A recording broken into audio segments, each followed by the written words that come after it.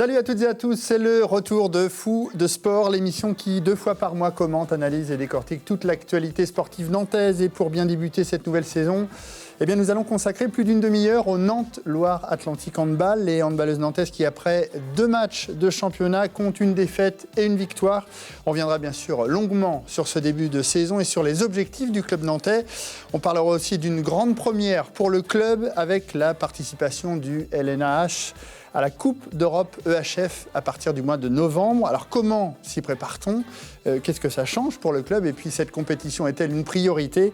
On posera la question à nos invités, Arnaud Ponroy, le président du club, mais également Yann Basny, l'entraîneur, et Solène de la Bretèche, la capitaine ailière gauche de l'équipe nantaise. Bonjour à tous les trois.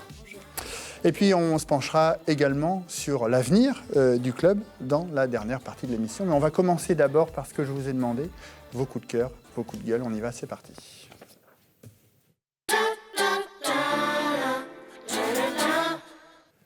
Coup de cœur, coup de gueule, et on commence avec Solène.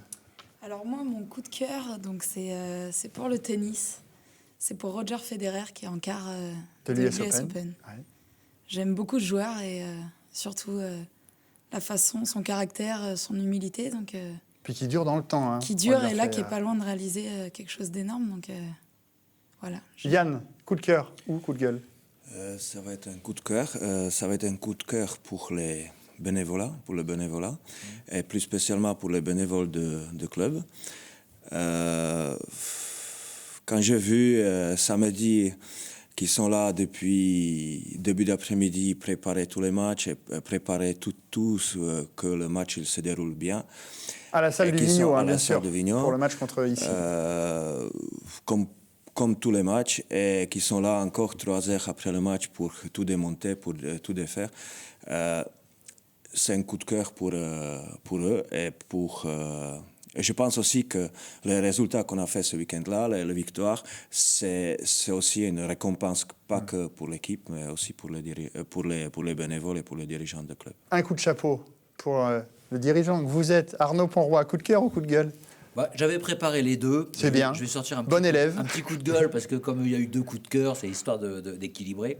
Non, un coup de gueule sur l'évolution du rugby en France avec l'histoire qui est sortie ce matin des affaires de dopage présumées à Toulon. L'évolution du rugby professionnel, pour moi, c'est un peu un coup de gueule parce que c'est un sport magnifique, qui est un sport d'évitement, qui devient un sport de gladiateur. Vous suivrez quand même la Coupe du Monde ? Oui, mais j'adore le rugby, donc bien sûr que je suivrai la Coupe du Monde. Mais je trouve ça, je trouve que le rugby professionnel n'a pas très bien évolué. Par contre, le rugby féminin a vraiment superbement bien évolué. Quand on voit des matchs de rugby féminin, on se régale, alors que les garçons, parfois, on s'ennuie un peu. Allez, après les footballeurs du FC Nantes, elles sont les premières à avoir repris la compétition début septembre. Une reprise manquée pour les handballeuses du LNA, avec une défaite face aux promus en LFH Besançon 25-23. Il fallait donc relever la tête dès ce week-end. Mission accomplie face aux vice-championnes de France. Ici, Paris Hand, victoire 24-23. On revient en images sur cette rencontre avec ce reportage de Jean Annex.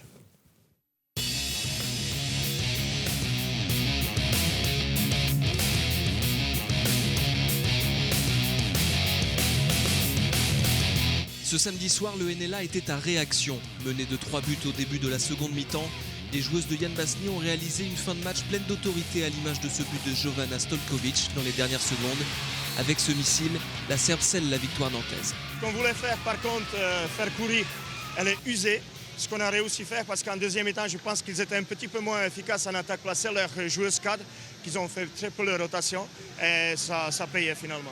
Et pour faire déjouer les vice-championnes de France en titre, le NLA s'est appuyé sur son arme principale, le collectif. Même avec les filles qui n'ont pas joué aujourd'hui, on s'est battus avec les armes qu'on avait, puisqu'on a quand même pas mal de blessés.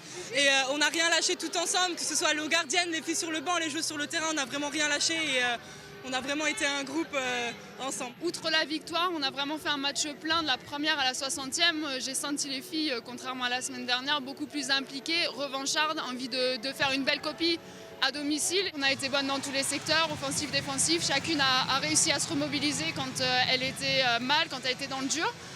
Donc au jour d'aujourd'hui, je vous dirais oui, c'est le match référence, à voir si la semaine prochaine on réitère la performance. Le NLA aura l'occasion de confirmer à domicile dès vendredi soir face à Muse Biganos. Alors après 2 journées, regardez le classement de LFH. Ce qu'il est vraiment révélateur finalement, ce classement. Fleury est leader avec 6 points, Nantes est 6e à 2 longueurs. Solène ? Fleury premier pour l'instant, oui, parce que c'est, je pense, l'armada la plus en place pour ce championnat. Maintenant, tout le reste, on n'en sait rien. À la 2e journée, c'est un peu tôt pour le dire. On se dit que c'est dommage, finalement, si on peut revoir le classement, mais c'est dommage d'avoir fait une contre-performance, Yann, à Besançon, parce que vous seriez avec les toutes meilleures, là-haut, en haut de tableau. Oui, c'est dommage, mais on ne peut rien prévoir en avance. Bien évidemment qu'on préférait gagner le match à Besançon. On s'est préparé pour pendant tout l'été. On savait que ça va être un peu le match piège. Malheureusement, on est tombé dans cette piège-là et il fallait relever la tête le plus tôt possible, tout de suite. Et heureusement qu'on a réussi à faire ça. Alors, on va revenir dans un instant sur cette saison et puis sur les objectifs. Mais avant, on va faire un point sur cette équipe New Look du NLA. 6 départs, 6 arrivées. On va les voir d'ailleurs durant l'intersaison. Il y avait un vrai besoin de changement. Arnaud ? Je crois qu'on avait un besoin de changement sur certains postes où on était notoirement un peu faible, notamment sur le poste de gardien de but. On a vu qu'on a pris beaucoup de buts l'année dernière et on a eu un pourcentage d'arrêt qui a été relativement modeste. Donc ça, c'était une volonté première de renforcer ce poste-là. Et puis ensuite, la logique qu'on a voulu avoir avec Yann, c'était d'aller chercher des joueuses plutôt jeunes, pas des stars confirmées, qui ont encore des choses à prouver, qui ont encore une marge de progression importante, avec un caractère assez fort, qui vont être des bagarreuses. C'était vraiment cet objectif-là, et je pense qu'il est globalement bien atteint. Alors, il y a des joueuses qui sont arrivées l'été dernier, qui sont déjà reparties. On pense à Denise, à Aoustin, à la gardienne également. C'est des erreurs de recrutement ou des grosses déceptions sur la saison passée, Yann ? C'est difficile à dire comme ça, parce que moi, personnellement, je ne le fais pas, ces recrutements-là. Mais en premier regard, c'était le recrutement qui était bien fait. Mais on le rappelle, c'était Stéphane Moilec, à l'époque entraîneur. Cet recrutement, elle était bien, mais c'était les joueuses qui n'ont pas... Enfin, certains qui voulaient partir pour le club soi-disant meilleur que Nantes. Certains qui sont partis parce qu'ils n'ont pas réussi à s'imposer ici. Non, je ne pense pas que c'est une erreur de recrutement parce qu'on ne peut pas savoir en avance ça. Donc c'était simplement une année de transition, finalement, pour vous, Arnaud ? Je pense que tous les cas de figure sont différents. Camille, elle est partie à Metz parce qu'elle a eu une très belle proposition de Metz et je pense qu'elle a eu raison de la prendre. Parce qu'elle découvrait le haut niveau l'an passé chez vous. Elle découvrait le haut niveau et puis Metz est venue la voir en lui faisant une proposition qu'il est difficile de refuser. Moi, je pense qu'elle a fait le bon choix. Elle était toute contente de partir à Metz, donc ça, c'est un premier cas de figure.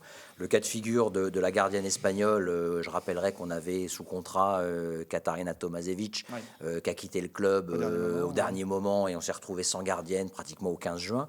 Donc il a fallu qu'on trouve une gardienne pour arriver à la remplacer, ce qui était très compliqué dans ce marché des transferts.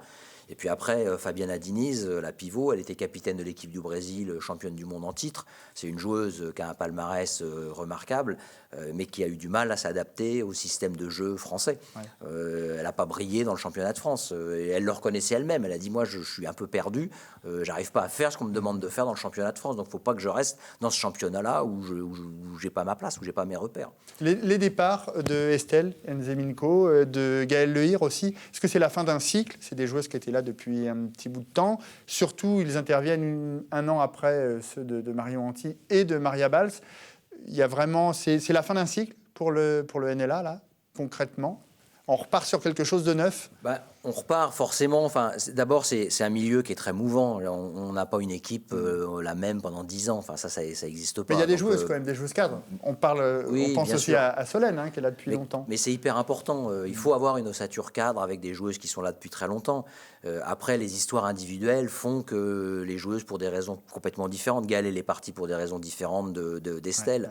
Donc chacune a son histoire et en fonction de ça et en fonction des opportunités, peut quitter le club. Alors, et c'est vrai aussi que le fameux règlement JPES dont tout le monde parle, qui impose un certain nombre de joueuses françaises dans chaque équipe de première division, fait que des joueuses, de bonnes joueuses, deviennent des pépites, parce qu'elles sont très demandées, parce qu'il faut impérativement 10 joueuses françaises par club de LFH. Ça veut dire que comme il va y avoir la saison prochaine 12 clubs en LFH, il en faut 120. Mais des très bonnes joueuses, il y en a 60, donc les 60 très bonnes, elles sont très, très, très demandées. Solène, vous faites partie des cadres maintenant de cette équipe. Vous en êtes également la capitaine. Comment vous vivez ce nouveau statut, cette saison ? Vous sentez que vous avez un rôle un peu plus important sur les épaules ? Parce que quand on est capitaine, on a toujours un rôle plus important. Maintenant, je l'ai pris très naturellement parce que le groupe est hyper sympa à vivre, même à motiver pour justement faire des combats comme le match dernier. Donc, c'est que du plaisir. Je sens que tout le collectif est dans la même orientation. Donc, c'est sympa d'être capitaine dans ces cas-là. Alors, des joueurs sont partis. Il a fallu forcément les remplacer. On a vu 6 départs, 6 arrivées. Quel profil cherchiez-vous, Yann, justement ? Et puis, pour vous, c'était bien aussi de construire l'équipe, ce qui n'avait pas été le cas la saison passée. Mais on a cherché, on s'est ciblé les objectifs, on a cherché les joueuses qui étaient forts dans le secteur défensif. Arnaud, il a déjà parlé des gardiens de but. On la découvre, d'ailleurs. On a cherché les joueuses de champ qui étaient capables de défendre avec les points forts de leur défense. Et on a cherché les joueuses qui sont relativement jeunes, qui ont déjà prouvé les qualités, mais qui ont encore le marge de progression. Donc, avec notre budget qui est le nôtre, on a cherché les joueuses avec ce profil-là. Je pense qu'il est assez tôt pour parler si on s'est trompé, combien de fois ou si on ne s'est pas trompé. Mais pour l'instant, la groupe vit bien. Notre 2 premiers matchs, même si on a perdu le premier, on a pris 2 fois 24-23 buts, donc 6-7 buts de moins que l'année dernière. Donc cet objectif-là, pour l'instant, il tient. Et on va voir si ça va continuer comme ça. Arnaud, les jeunes du centre de formation également vont jouer un rôle prépondérant cette saison dans l'équipe première ? Oui, mais ce ne sera pas que cette saison. C'est une volonté du club d'intégrer les jeunes du centre de formation le plus possible. De toute façon, l'économie du handball féminin fait qu'on ne pourra pas avoir 14 ou 16 joueuses professionnelles sous contrat, à part pour les très grands clubs comme Metz ou comme Fleury. Donc on sera sur une base de peut-être 12, 13 joueuses pro, peut-être un peu moins. Et derrière, forcément, elles seront complétées par des joueuses du centre de formation. Donc tout le talent des formateurs qui sont derrière, et de Loretta Ivanoskaz notamment, c'est d'être capable de faire sortir des jeunes joueuses, parce que c'est difficile de faire sortir une jeune joueuse. Parce qu'il va être de plus en plus important, finalement, ce centre de formation du NLA. Il prend de l'ampleur. La difficulté, c'est de recruter les bonnes joueuses. C'est exactement la même chose, sauf que c'est encore plus difficile, parce que quand on recrute une joueuse de 17 ou 18 ans, de se dire est-ce que dans 4 ans ce sera une joueuse de LFH, c'est pas très facile à dire. Donc on fait des paris, on élimine certaines joueuses, peut-être parfois de façon un peu dure. Les filles peuvent ne pas comprendre, les parents peuvent s'interroger, mais pourquoi ma fille qui est formidable, etc. Mais donc c'est des paris que les entraîneurs font en se disant elle est aujourd'hui à ce niveau-là, mais on pense qu'elle a une marge de progression plus forte qu'une autre, qui est peut-être aujourd'hui un peu meilleure. Voilà, enfin c'est toute cette espèce, ces arbitrages qu'il faut faire. Et puis notre volonté et notre vocation, c'est d'avoir des filles du centre de formation sur la feuille de match, et il y en avait 3 ce week-end. Alors vous avez repris l'entraînement tôt, très tôt, à la mi-juillet. C'est quoi, c'est 6 semaines de préparation, Solène, c'est ça ? Oui, on a repris surtout le championnat une semaine plus tôt, donc il fallait reprendre plus tôt la préparation physique. On est parti en Espagne pour prendre un petit bol d'air et essayer de se confronter aux équipes espagnoles, mais bon, c'était un peu... C'était un niveau un petit peu en dessous, mais c'était un autre style de jeu, donc c'était sympa à voir aussi. Pour l'équipe, c'était important, justement, de faire ce stage. Pour l'osmose de l'équipe, vous disiez que les filles étaient sympas, que ça se passait bien. Il y a quelque chose qui est né là-bas, en Espagne ? Oui, je pense qu'il y a quelque chose qui est né. C'est pour ça que Besançon, c'était d'autant plus frustrant, parce qu'on avait à cœur de bien débuter un championnat. Donc là, heureusement qu'on a gagné contre ici, ça a permis de lancer la saison sur... tout le travail qu'on avait fait en Espagne. Alors justement, sur ce sujet de l'osmose du groupe, écoutez, une nouvelle venue, la gardienne Marion Calavé. Je crois que ça se voit. Je pense que non, c'est vrai, l'intégration a été super facile. Les filles nous ont accueillis d'entrée de jeu, il n'y a pas eu de mise à l'écart et tout le monde s'est senti bien tout de suite. C'était différent des saisons précédentes, vous qui êtes au club depuis un petit bout de temps maintenant. La préparation était différente, vous avez senti qu'il y avait quelque chose qui se passait? Disons que quand l'année dernière, on a essayé de régler quelques petits soucis parce que dans le championnat, il fallait par exemple qu'on aborde bien les playoffs, tout ça. On a fait des stages de cohésion qu'on a fait en fin d'année et que là, on a plutôt essayé de mettre ça dès le début de saison, essayer de voir, même nous, les joueuses entre nous, quelles erreurs on avait faites pour intégrer justement plus facilement les filles et créer autre chose en dehors du jeu, parce qu'on sait qu'il y a aussi c'est important. Des valeurs dans une équipe qui permettent de gagner des matchs. Yann, vous avez senti la différence aussi? C'est la première fois que vous aviez un groupe qui répondait si bien en préparation? Les équipes sont forcément différentes une saison à l'autre. Mais est-ce qu'on sent qu'on peut faire quelque chose, justement, même si c'est encore très tôt dans la saison? Avant de partir en Espagne, on a fait un autre stage de cohésion pendant 3 jours dans un gîte où on a créé les situations justement pour que la cohésion et pour l'intégration pour les nouveaux joueurs se passe le plus tôt possible et plus vite. Donc oui, j'ai senti que depuis le début, les entraînements, le groupe travaille bien. Le groupe travaille bien, ils travaillent bien ensemble, etc. Donc, il y a peut-être un changement, mais c'est assez tôt pour parler de ça parce qu'il faut faire attention à tout ça. Alors ça peut changer le jour au lendemain. Très rapidement. Alors, on le disait au début de l'émission, difficile lors de la première journée. La victoire face à ici, c'est, vous le disiez, Solène, le match référence, même si on n'a que 2. Ça peut être le match référence, vous l'avez gagné 24-23, donc c'est vraiment très serré. C'est comme ça que naissent aussi les équipes? C'est comme ça qu'on peut commencer à espérer construire quelque chose. En tout cas, c'est derrière ce qui permet à l'entraînement d'avoir plus confiance en sa coéquipière. On voit l'osmose là, et la joie. Ces images-là, on les voit en fin de saison habituellement. Là, vraiment, il y a eu quelque chose. Ça, c'est important aussi à essayer de faire dès le début parce que... Mine de rien, c'est des détails, mais elles sont fortes. Ça permet de ne pas laisser une joueuse de côté. Vous aimez bien, en tous les cas. Il y a vraiment beaucoup de joie. Ouais. Il faut dire aussi que c'était une victoire contre ici Paris. Vice-championne de France. Vice-championne de France. Et tôt dans la saison. Voilà. Et ça, J'ai entendu que c'est la première fois que l'équipe NLA qui a gagné dans un match de championnat, une de l'équipe de 3 premières places. Donc ça peut jouer aussi. La différence sur ce match avec celui de Besançon, c'est quoi la grosse différence? Il y avait un peu de suffisance lors du premier match face à Besançon. Vous avez dit c'est des promus, donc on va peut-être pouvoir y arriver. Non, je pense pas, parce que pour un premier match de championnat, on se dit jamais ça. On peut pas se dire ça. Tout le monde a passé un été, tout le monde... Parce que la préparation s'était plutôt bien passée. La préparation s'était bien passée. Tout le monde, justement, a travaillé dur pendant la préparation. Donc, c'est quand même le retour dans la Ligue. On est obligé d'être concentré, on est obligé de... Je pense que c'est un ensemble d'éléments qu'on n'a pas réussi à mettre les uns après les autres pour trouver la solution collective à ce jeu, quoi. Il y a eu un gros coup de gueule du coach entre les 2 matchs aussi, qui vous avait prendre conscience qu'il y avait peut-être quelque chose à jouer. Normal, quoi. Une défaite, donc... Alors regardez le programme justement qui vous attend d'ici la fin septembre avec ce match face à Mios lors de la 3e journée. Ce sera ce week-end, vendredi précisément. Et puis ensuite vous allez à Nîmes, 2e du classement, et vous recevez Fleury, 1er, Nîmes et Fleury. On va attendre forcément confirmation, Arnaud, vous le président, face aux grosses cylindrées, de voir ce qu'est capable de faire le NLA face aux grosses cylindrées de ce championnat. Comme disait Solène tout à l'heure, des grosses cylindrées, il n'y en a qu'une. C'est Fleury qui, effectivement... C'est le vrai test, c'est le vrai match test. Qui est vraiment a priori au-dessus de tout le monde. Et Fleury, d'ailleurs, leur challenge, c'est d'aller gagner une Coupe d'Europe. Ils sont quasiment déjà champions de France dans leur tête. C'est le Paris Saint-Germain chez les filles. Ouais.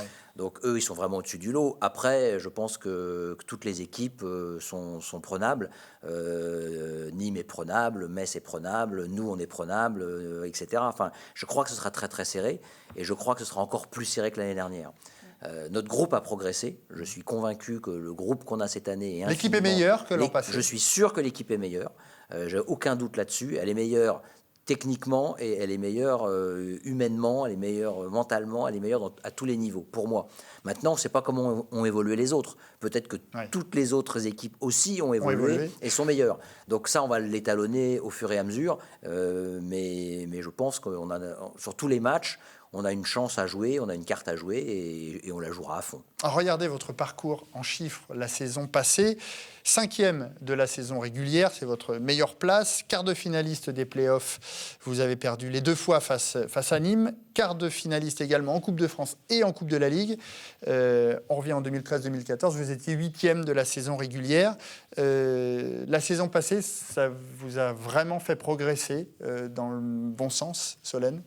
Oui, ça nous a fait progresser, surtout dans la façon d'aborder notre place en D1, l'évolution du club.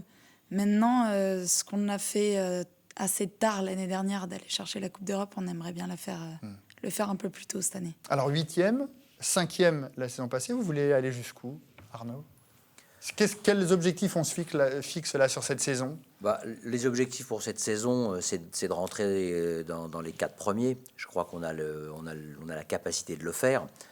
Maintenant, d'aller chercher un titre de champion de France, je pense que c'est encore à des années-lumière de ce qu'on pourra produire. En revanche, les coupes nationales. Mais les coupes, j'aimerais bien qu'on les joue et qu'on aille titiller sur une coupe, parce que je ne serais pas étonné qu'on ait une équipe un peu typique pour aller gagner une coupe ou être en finale d'une coupe ou l'autre.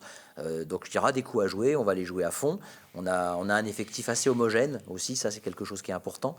On n'a pas un set de base monstrueux et puis derrière pas terrible. Je pense qu'on a vraiment un groupe homogène et ce qui peut nous permettre de tenir sur la durée. Alors cette saison va être également celle de la confirmation, mais de la découverte surtout, puisque pour la première fois de l'histoire du club, le NLA va disputer une Coupe d'Europe, la Coupe d'Europe EHF. Regardez d'ailleurs, il y a 4 Coupes d'Europe, on va vous expliquer brièvement, avec la Ligue des Champions, qui est la grosse Coupe d'Europe où se retrouvent les vainqueurs des différents championnats, la Coupe des Coupes, les vainqueurs de Coupe, et puis la Coupe EHF et la Challenge Cup. Les équipes qu'ils disputent, c'est par rapport au ranking de chaque pays au niveau national.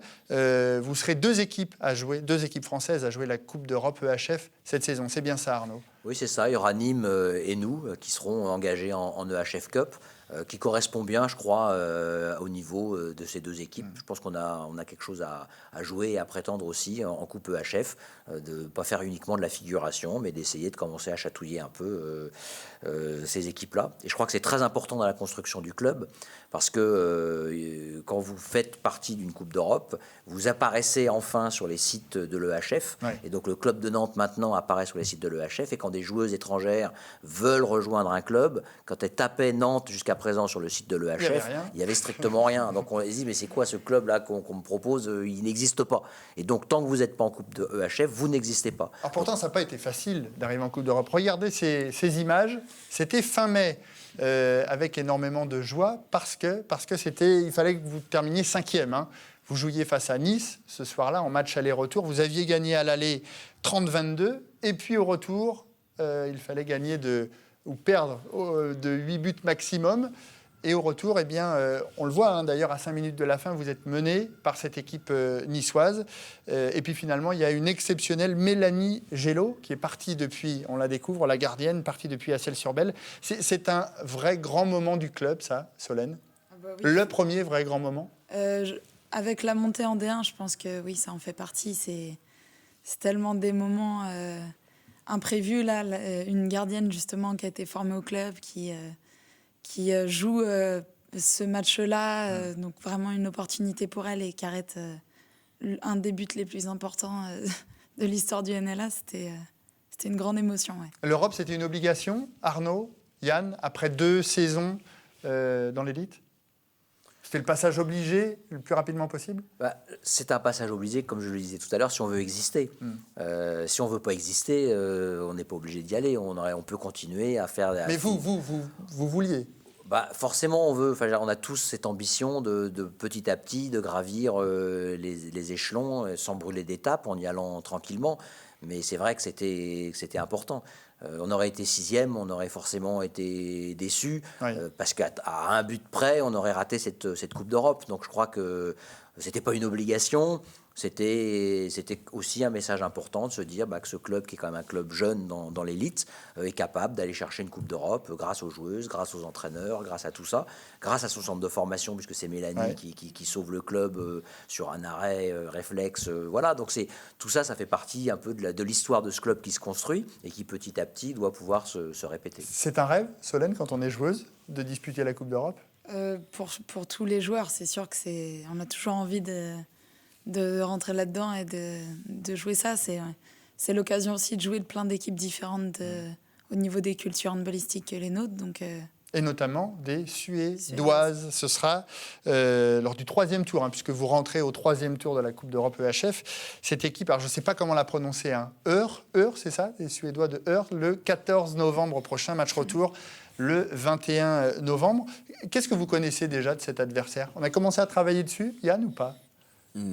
J'ai mes joueuses tchèques de l'équipe nationale qui jouent en Suède, donc je vais avoir toutes les informations beaucoup plus facile. Nécessaires. Mais ce qu'on sait déjà, qu'il y a 2 ans, ils ont éliminé Nîmes à Challenge Cup. Et il y a 3 ans, ou à l'envers, ils ont gagné contre Issy Moulineau, ici Paris, en finale de Challenge Cup. Ça veut dire que c'est une équipe qui a une expérience sur le plan européen. C'est une équipe bonne parce qu'ils ont forcément, c'est une bonne équipe parce qu'ils ont gagné 2 fois contre les équipes françaises. Donc il faut se méfier. C'était pas le meilleur tirage, mais j'ai presque envie à dire qu'on est habitué. L'année dernière, on a perdu en quart de finale, comme vous avez dit, quart de finale Coupe de la Ligue et Coupe de France contre les vainqueurs de ces compétitions-là. Là, on va jouer contre une équipe qui est un des meilleurs, un des favoris, mais on va tout faire pour réussir à passer ce tour-là. Pas la crainte de trop se focaliser justement sur cet événement-là, la Coupe d'Europe, et puis d'en oublier un petit peu le pain quotidien, le championnat, Solène ? Non, je ne pense pas, parce que déjà, ça arrive en novembre, donc on aura eu déjà beaucoup de matchs. Comme on n'est pas beaucoup dans la Ligue féminine, il y aura eu déjà beaucoup de matchs, donc je pense ce sera plutôt une suite logique, et voilà, ce sera un beau défi à relever. Ça change aussi pour le club. On a vu l'an passé les volleyeuses du VBN disputer pour la première fois de leur histoire la Coupe d'Europe. Justement, Arnaud, vous vous êtes rapproché du club nantais pour savoir un peu comment ça se passait, pour ne pas mettre en péril non plus les budgets du club, et parce que forcément, va falloir débourser un petit peu plus d'argent.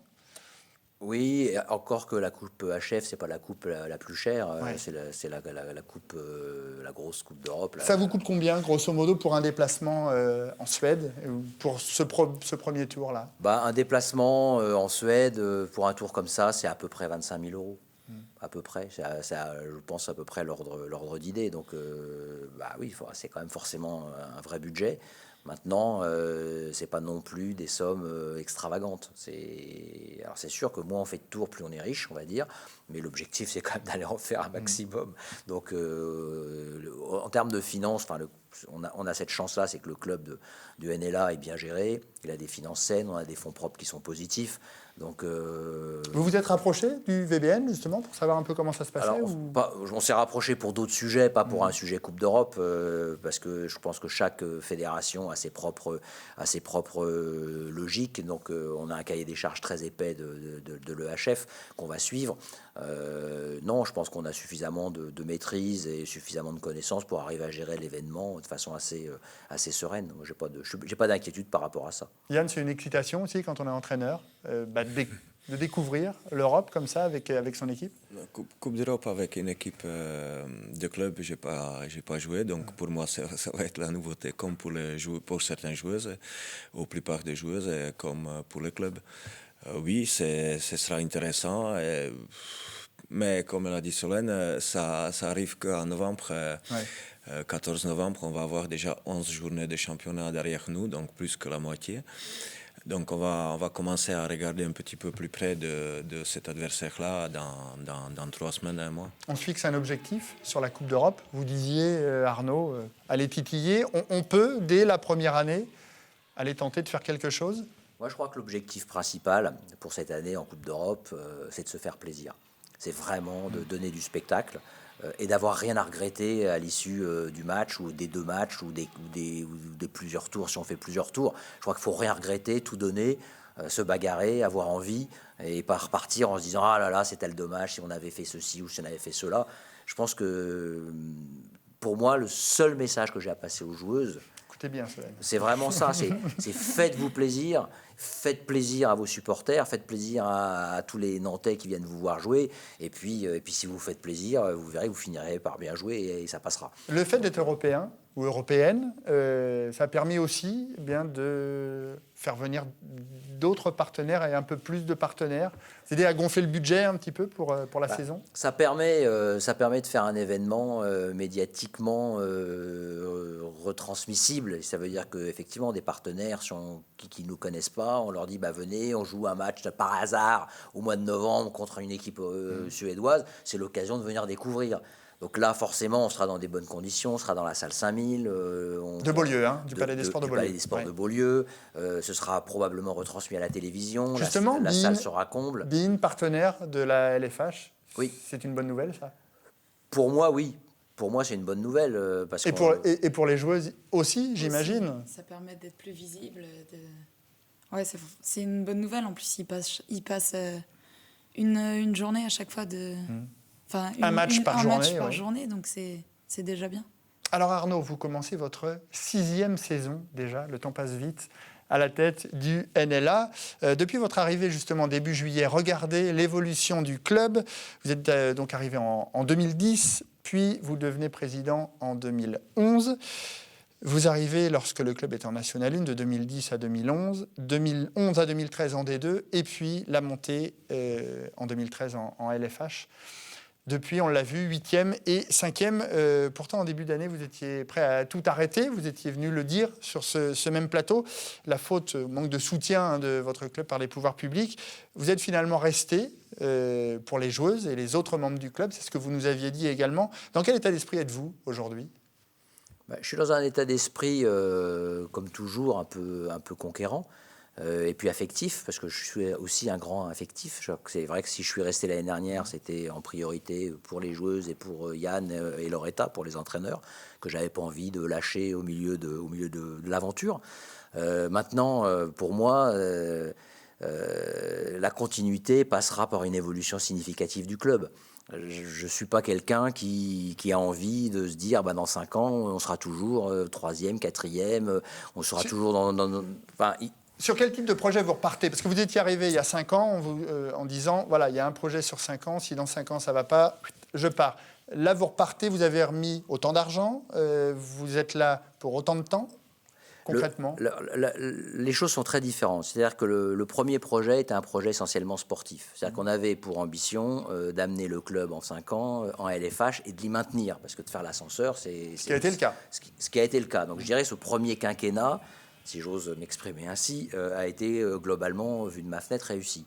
Maintenant, on y est en LFH. Donc, les objectifs sportifs, ça reste des objectifs, mais c'est pas une stratégie de club. C'est que maintenant, on est en LFH, qu'on soit 2e, 3e, 1er, ça fait partie. Donc, les grands chantiers qu'on a devant nous, c'est de structurer le club, d'arriver à avoir un budget qui nous permette de se développer le plus possible et d'avoir des infrastructures qui soient dignes de ce nom.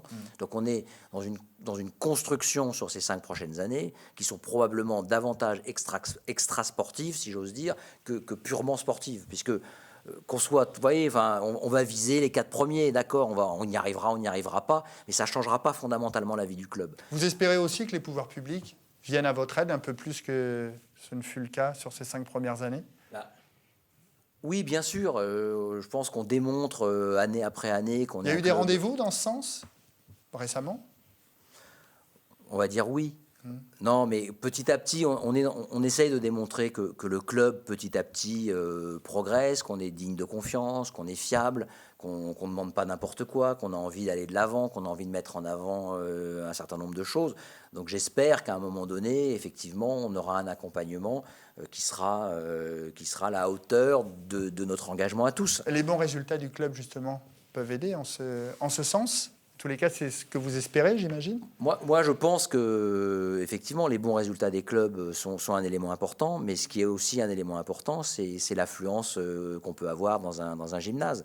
Et c'est vrai que quand on est un club qui peut amener potentiellement 1500 ou 2000 personnes à tous les matchs, ou quand on peut en amener 500 ou 10 000, forcément, on n'a pas le même poids auprès des pouvoirs publics. Alors, on découvre la salle du Vigneault, sur des images de Yannick Lenné. C'est là où vous jouez, c'est votre nouvelle maison, vous avez envie de voir plus grand. Vous étiez venu ici en disant que le Vigneault, c'était bien, mais pas assez bien pour le NLA.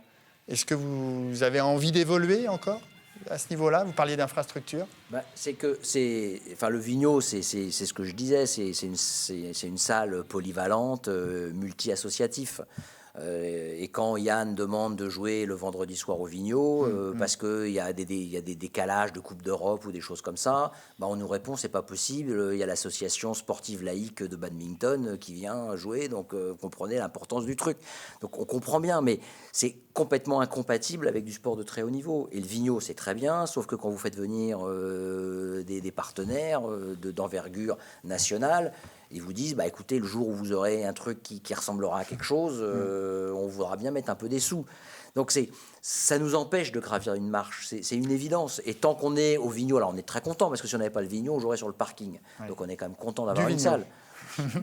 Ou pas, peut-être qu'on pourrait ailleurs, mais donc on est quand même content. Enfin, l'objectif, on peut pas cracher dans la soupe. On est content d'avoir une salle et qu'il y ait une salle globalement de qualité. Là, il y a une vraie saison charnière finalement pour le NLA. C'est la découverte de l'Europe. La 3e année au plus haut niveau. Oui, vous avez envie que ça bouge là maintenant ? Moi j'ai envie que ça bouge, qu'il y ait des projets qui se mettent en place pour vraiment avoir quelque chose qui soit... Alors je ne peux pas en dire beaucoup plus aujourd'hui parce que ce sera un peu prématuré, mais j'ai quelques pistes dans ma tête pour arriver à faire que ce club devienne autre chose que ce qu'il est aujourd'hui. Vous reviendrez nous en parler sur ce même plateau. Merci beaucoup Arnaud Ponroy, Yann Basny et Solène Delabretèche d'avoir répondu favorablement à notre invitation. Merci également à Eric, Julien, Glenn et Dany qui étaient en régie, qui nous ont aidés à préparer toute cette émission. On se retrouve jeudi 19h20, c'est le nouvel horaire de Foot. On parlera du derby Nantes-Rennes et puis Foot de Sport revient dans 15 jours. Très bonne fin de semaine à tous. Salut.